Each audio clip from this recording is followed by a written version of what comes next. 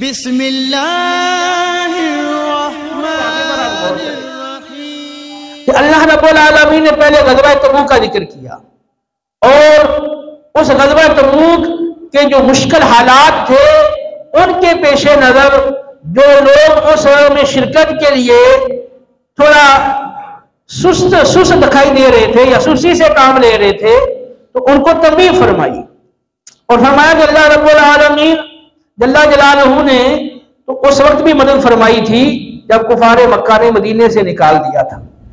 अब सैयदना सिद्दीक़ अकबर रज़ियल्लाहु ताला अन्हु का किरदार इस पूरे वाक़े में आप गौर करें कि ग़ज़वा तबूक के मौके पर भी सैयदना सिद्दीक़ अकबर रज़ियल्लाहु ताला अन्हु ने बाकायदा आपकी मैयत में सफर किया और अपने घर का सारा माल आपके कदमों में लाकर डाल दिया।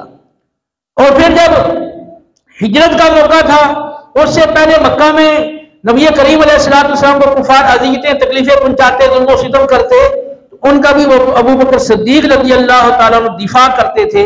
जैसा कि मैंने बुखारी की हदीस बताई कि उक़बा बिन अबी मुईत इस लाइन ने चादर डाल के आपके गले में हालत नमाज में आपके गले को खन कर शदीद जोर से दबाया था। तो अबू बकर सिद्दीक रज़ियल्लाहु ताला अन्हु ने इनको धक्का देके पीछे हटाया।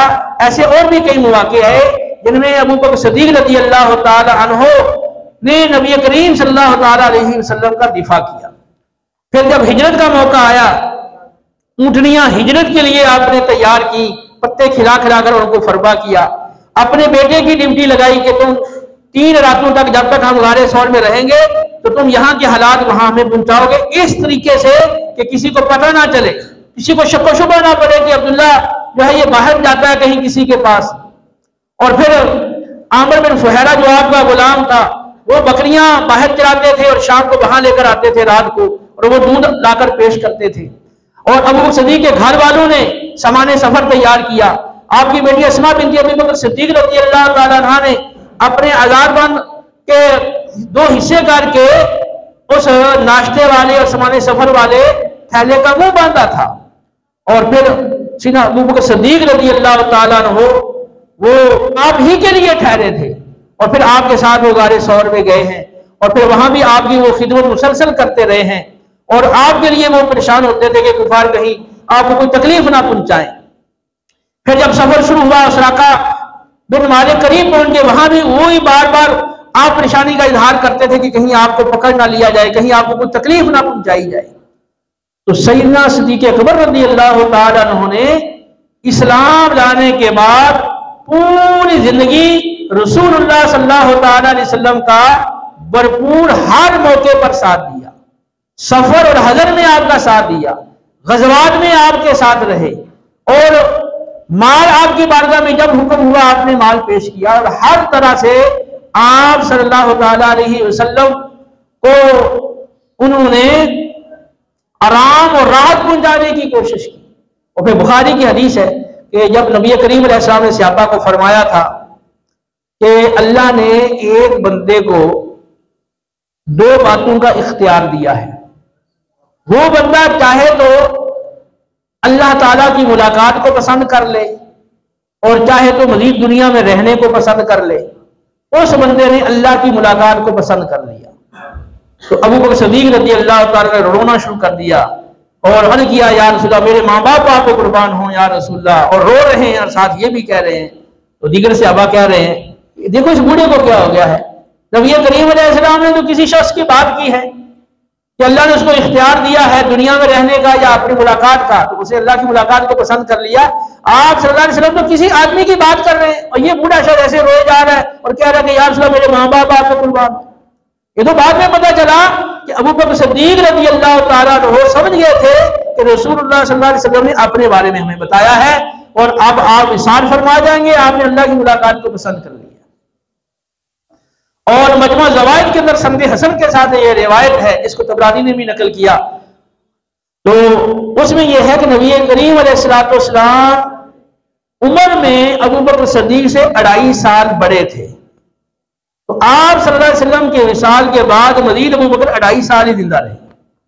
तो नबी करीम अलैहिस्सलाम की जितनी उम्र थी आपने भी उतनी उम्र ही पाई और फिर मज़ार में भी आपके साथी बने। तो सानी यसनईन तो दो में से दूसरे सिर्फ हिजरत के मौके पर ही नहीं, बाकी तमाम वाक़े में भी आप सल्लल्लाहु अलैहि वसल्लम के साथ रहकर वो सानी असनैन के लक़ब से और इस वसफ से मुत्तसिफ रहे। अब हम जरा अपना मुहासबा करें कि अबू बकर सिद्दीक़ रज़ी अल्लाह तआला अन्हु ने तो अपनी जान भी आप पर कुर्बान की, अपना माल आप पे कुर्बान किया और सारी सोबतें मशक्क़तें आपके लिए वो बर्दाश्त करते रहे और हर तरह से उन्होंने आप सल्लल्लाहु अलैहि वसल्लम की हिमायत, आपकी नुसरत में कोई कमी नहीं छोड़ी। और आपके फिर घर वाले, आपके बच्चे, उन्होंने भी आप सल्लल्लाहु तआला अलैहि वसल्लम के साथ हर तरह की मुआमलत, हर तरह की हिमायत में उन्होंने साथ दिया। अब हमारी पोजीशन क्या है? रसूलुल्लाह सल्लल्लाहु अलैहि वसल्लम ने दीन के लिए कैसी कैसी मशक्क़तें, कैसी कैसी तकलीफें उठाई हैं, लेकिन अब हम क्या कर रहे हैं? हमारा रवैया क्या है? जुबान की नोक पर लब्बैक या रसूलल्लाह, गुलामी रसूल में मौत भी कबूल है। कुछ देर के लिए बड़े खुश हो गए, नारे लगा लिए, उसके बाद ना कोई नमाज की परवाह, ना जमात की परवाह और ना ही अहकाम शरा सीखने की परवाह, ना दीन के अहकाम पर अमल करने की परवाह। बस अपनी ख्वाहिशात के पीछे पड़ रहे हैं, अपनी ख्वाहिशात के पीछे पड़े हुए हैं। कोई अपनी ख्वाहिशात को पूरा करने के लिए डिग्रियां हासिल कर रहा है और डिग्रियों में अपनी उम्र फना कर रहा है, कोई किसी काम में, कोई किसी काम में। और फिर हमारे जो नौजवान है खास तौर पर, इनकी पोजीशन आपके सामने है, या तो इनके पास मोबाइल है तो उसमें लगे होंगे, या टीवी के सामने बैठे होंगे, या कंप्यूटर इस्तेमाल कर रहे हैं उसमें बैठे हैं, या फिर इनको क्रिकेट का शौक है, या किसी को कबूतरबाजी का शौक है, कोई किस दर्जे में, कोई कुछ फजूल में, किसी फजूल काम में पड़ा हुआ है और अपनी जवानियां इन फजूलियात में और इन बुरी चीजों में और बुरी बातों में अपनी जवानियां फना कर रहे हैं और तबाह कर रहे हैं। जुबान से नबी की मोहब्बत के नारे और नबी लब्बैक या रसूलल्लाह के नारे, लेकिन अमली तौर पर आप सल्लल्लाहु तआला अलैहि वसल्लम के दीन की कोई फिक्र नहीं, कोई परवाह नहीं। फजर की नमाज कितने बाजमात पढ़ते हैं और तकबीर उला में शामिल होते हैं, बावक्त सुनते पढ़ के, वो कितने अफराद ऐसे? ये इंतहाई अफसोस का मकाम है, ये हमारे लिए लम्हा फिक्रिया है। हमें इस हवाले से अपनी इस्लाह करनी चाहिए। आखिर कब तक आप जिंदा रहेंगे और कब तक ये अपनी ख्वाहिशात में आप पड़े रहेंगे? आखिर एक वक्त करीब आने वाला है कि हम ये सब कुछ छोड़ के अल्लाह की बारगाह में पेश होंगे, फिर वहां क्या जवाब देंगे?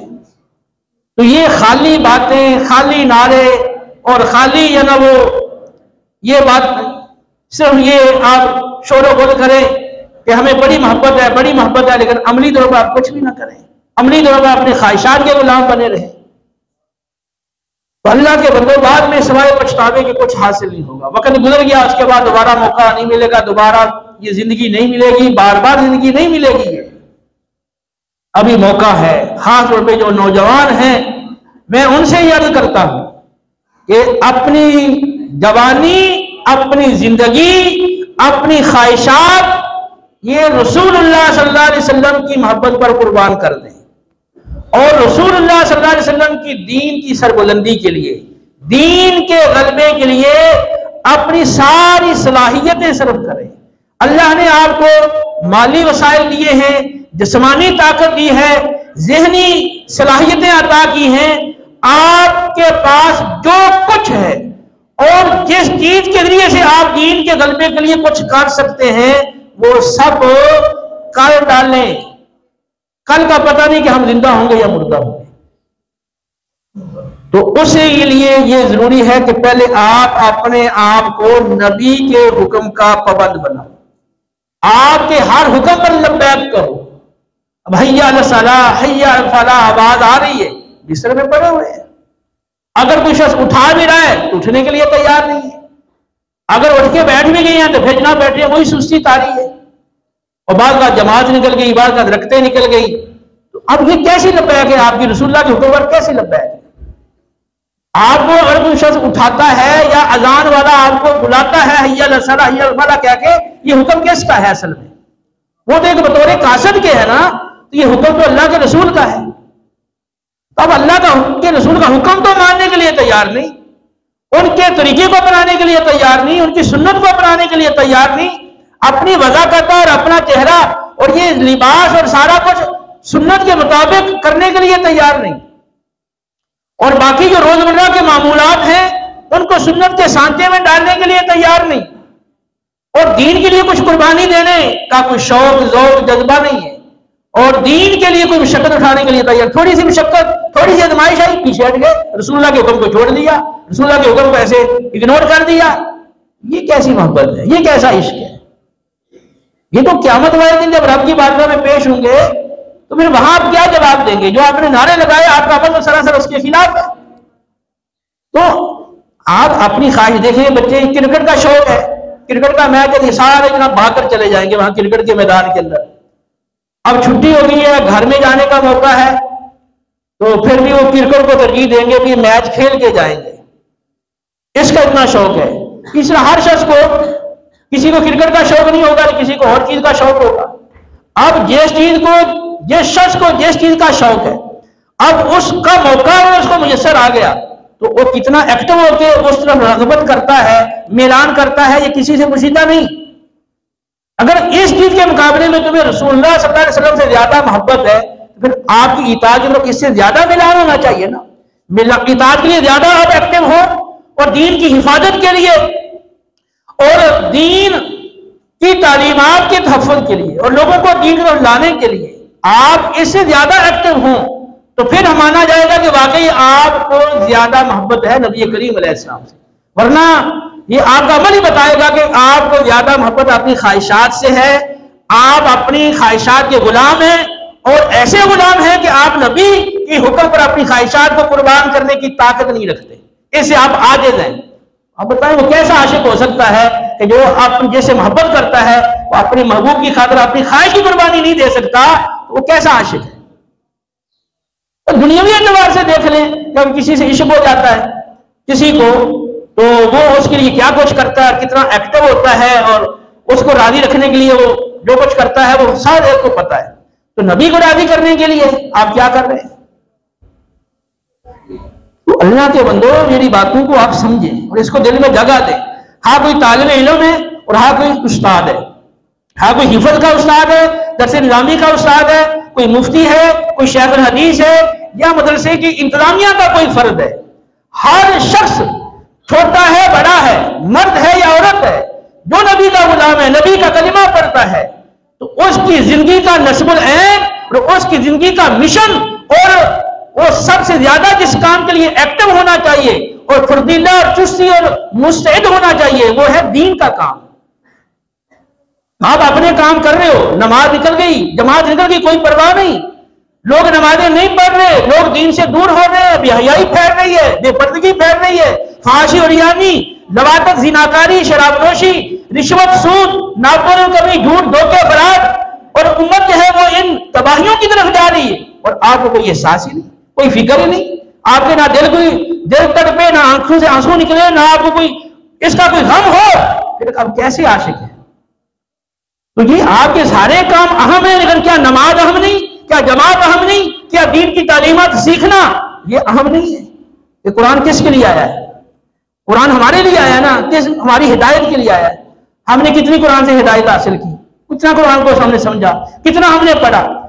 आप अपने 24 घंटे का शेड्यूल देखें कि आप दुनिया के जो काम करते हो आप वो कितने करते हो, और कुरान को आपने समझने की कितनी कोशिश की है, इसके लिए कितना वक्त सर्फ किया, और कितनी तालीमात के आप आमिल हैं।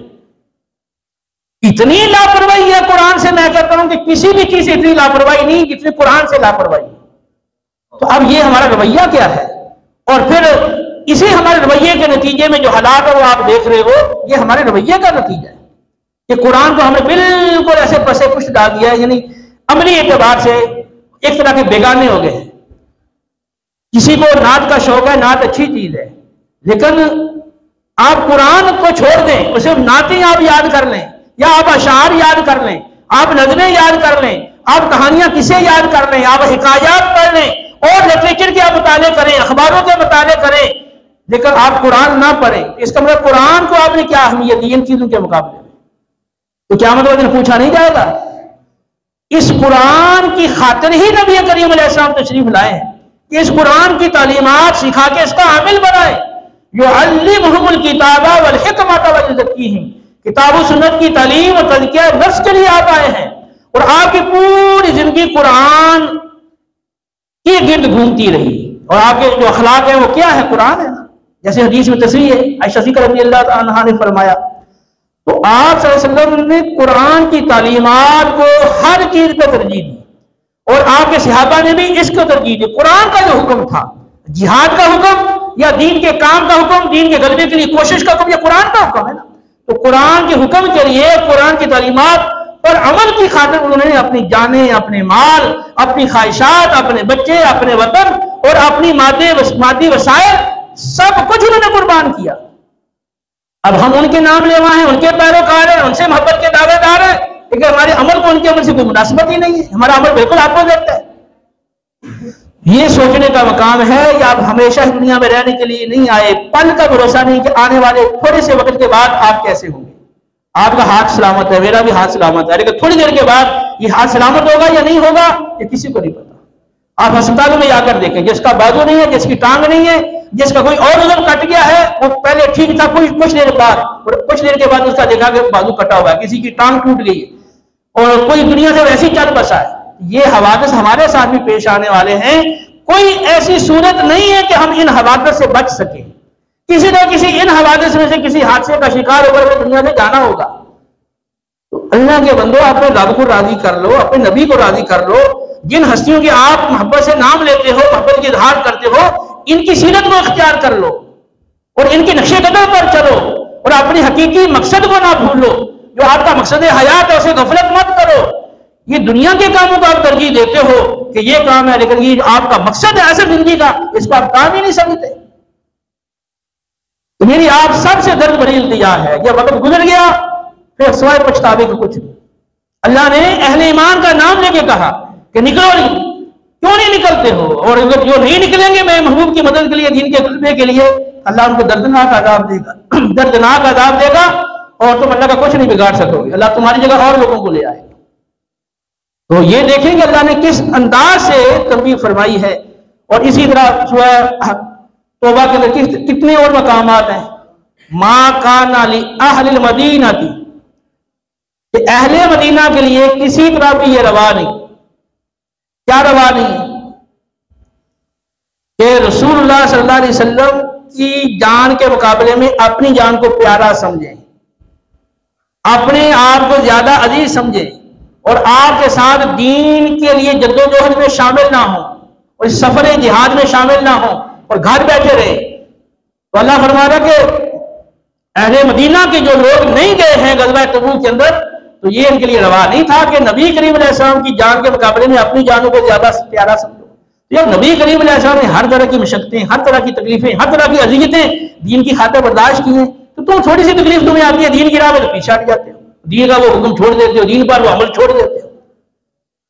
तो क्या इसका मतलब ये हुआ कि तुम्हारी जान जो है वो ज्यादा नाजुक है? नबी करीम अलैहि सलाम का जो जिस्म था, आपकी जान थी, वो नाजुक नहीं थी।